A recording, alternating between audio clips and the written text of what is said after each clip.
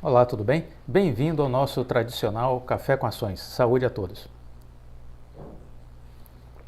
Aqui nós fazemos um giro de notícias e informações sobre economia, bolsa de valores, mundo empresarial, mundo dos investimentos. A ideia é sempre, com um bom café especial, conversarmos, trocarmos ideias sobre coisas que são relevantes para as minhas estratégias. Aqui eu mostro o que eu faço com relação às minhas estratégias. Então eu foco em notícias e informações que têm alguma relevância para mim, para que eu entenda o que está acontecendo e deste modo eu estou compartilhando essa didática que eu faço, essa dinâmica que eu tenho, para que vocês também se inspirem nisso e procurem separar o joio do trigo. Há muita informação na internet, muita informação na mídia financeira todos os dias, muita coisa desviando a nossa atenção. A gente precisa saber priorizar. O tempo é um recurso insubstituível, ele passa, não volta mais. Então foque naquilo que é relevante. Para quem não me conhece, eu sou Clóvis Faleiro, formado em administração e consultor empresarial, investidor na Bolsa desde 2006.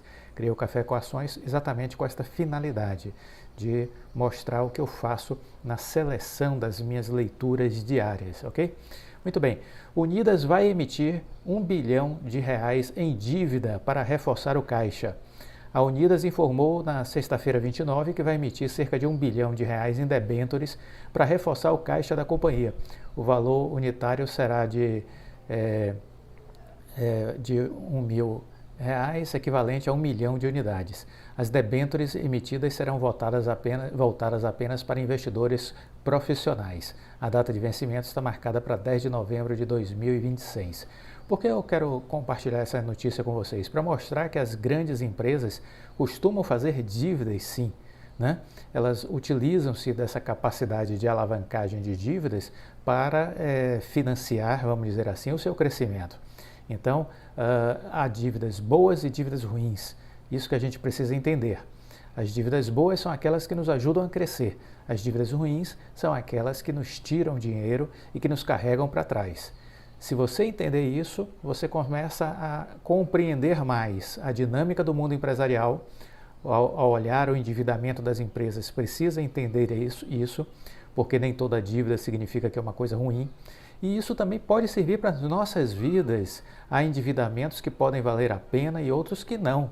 Por exemplo, se você está fazendo uma dívida para, vamos imaginar, comprar um imóvel que você vai colocar para alugar, este imóvel vai gerar renda. Então essa é uma dívida boa.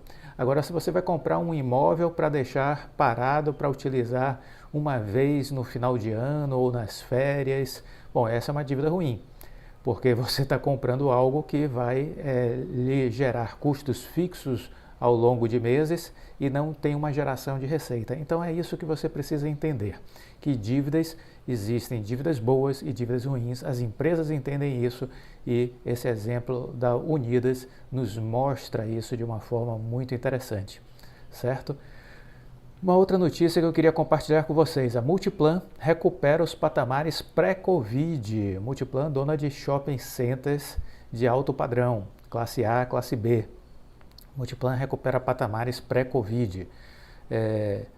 E aí a questão é que os consumidores estão voltando às compras, né? Essa é a classe menos atingida pela crise, a classe A e a classe B, né? São as classes menos atingidas pela crise. Então, as vendas estão agora para o universo Multiplan 10% acima do período pré-Covid, certo? Enquanto que as receitas de aluguel aumentaram 20%, comparando este ano com o ano que passou, né, que foi um ano prejudicado pela pandemia. A Multiplan mostrou que a recuperação, pelo menos para o setor de shoppings, continua a pleno vapor. A empresa reportou lucro líquido de 99,4 milhões, uma queda ainda de 82,5. Porém, o número é explicado pela venda do empreendimento Diamond Tower em julho de 2020. Sem esse efeito, a companhia teria dobrado o lucro. Analistas destacam que a Multiplan dá sinais claros que já está em ritmo pré-pandemia. 8 dos 19 shoppings de sua carteira já registraram venda de lojistas mais altas do que no terceiro trimestre de 2019. Os destaques positivos foram o Village Mall, no Rio de Janeiro, Maceió, o Barigui, em Curitiba, enquanto ativos atrasados que encontram-se atrasados ainda nessa recuperação, destaca-se aí o Vila Olímpia em São Paulo. Quem conhece São Paulo sabe que o Vila Olímpia ele é um shopping que atende muito o público corporativo. Há muitos edifícios de escritórios de empresas e com home office esses escritórios, boa parte deles estão vazios. Então o Vila Olímpia vai demorar muito mais para recuperar em função disso. É sempre bom entender essas dinâmicas, entendeu? Porque às vezes você vem com a notícia assim, o Vila Olímpia está ainda com um desempenho 49% a menos do que a época pré-pandemia. Aí parece algo muito ruim, né?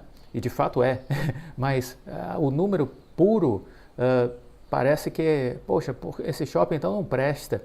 Mas é preciso entender essas nuances, entendeu?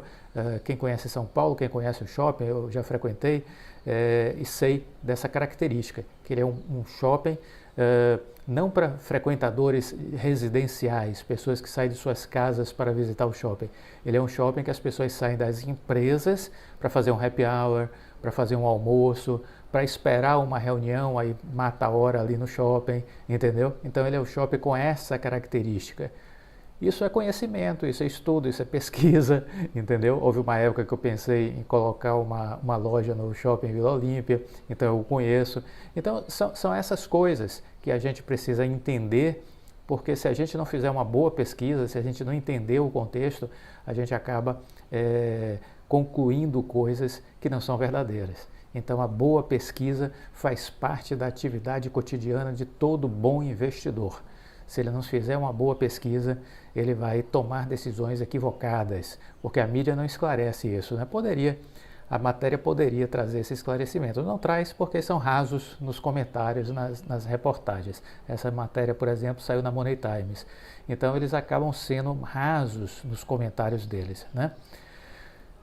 Ainda sobre essa matéria, eles dizem que a inadimplência caiu 3,9% e existe uma sólida melhoria do aluguel devido à eliminação dos descontos que foram dados na época da pandemia e ainda assim a inadimplência diminuiu no trimestre, né?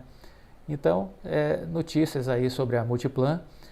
Se você olhar para as ações, elas já estiveram no período de 2020 na casa aí de R$ 35, e elas se encontram agora a 18,5, ou seja, há um espaço aí de crescimento para você observar.